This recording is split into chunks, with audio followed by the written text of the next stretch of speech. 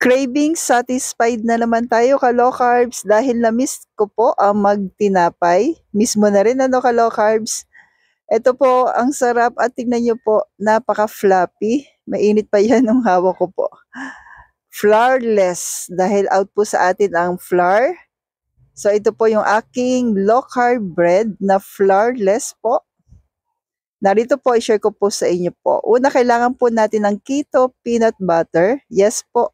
Kasi sa peanut butter ay hindi lahat ng peanut butter ay approved sa atin. So ito po ay available sa Jeddar's Grindahan. Nabulol pa, sorry naman.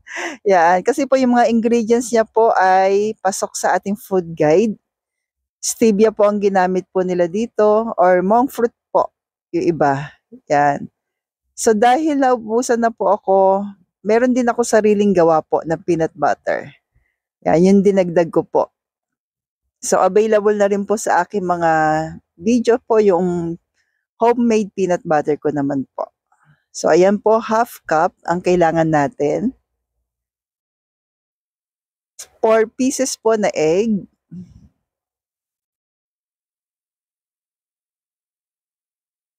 Baking powder po, kailangan din natin ng baking powder.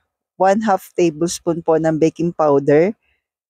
1/2 tablespoon po ng vinegar. So bakit may vinegar? So madalas po yan na itatanong sa akin para po hindi natin malasahan po yung egg. Yan. Pero mag-a-add pa rin po tayo ng vanilla po dito. Mga 1/2 tablespoon din po. So mix mo lamang po maigi ka low carbs kasi yung aking homemade peanut butter po ay masyado po siyang tawag dito malapot. Pero okay naman po siya basta haluin lang po maigi.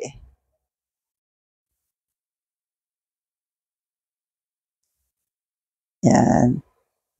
Madali naman din po siyang ma-mix na po pagka kasama na po yung egg. Then ito po yung aking vanilla po na 1/2 tablespoon po. So, pinirehit na po natin yung ating oven ng 230 Celsius in 10 minutes. Then, ito na po. Lagay na po natin sa ating lalagyan. Then, sa toppings ka low carbs, kung ano na lang po yung available po sa inyo po dyan, pwede naman or pwede naman ding wala. Pero sa akin kasi may natira po akong chocolate chips. Yan, from Grindahan din po ito. Pero konti na lang po siya kaya nilagay ko na po siya lahat. Tapos nag-add po ako ng konti lang naman din na peanuts kasi ang peanuts po ay mataas din sa carbs kaya konti lang po. Tapos dinurog ko na lang po. Then cacao nibs. So meron lang din po ako, pinagsama-sama ko lang po. Available din po yan sa Jeddar's Grindahan po. So sa toppings, kayo na pong bahala kung anong available sa inyo po. 230 Celsius in 20 minutes po. Yan.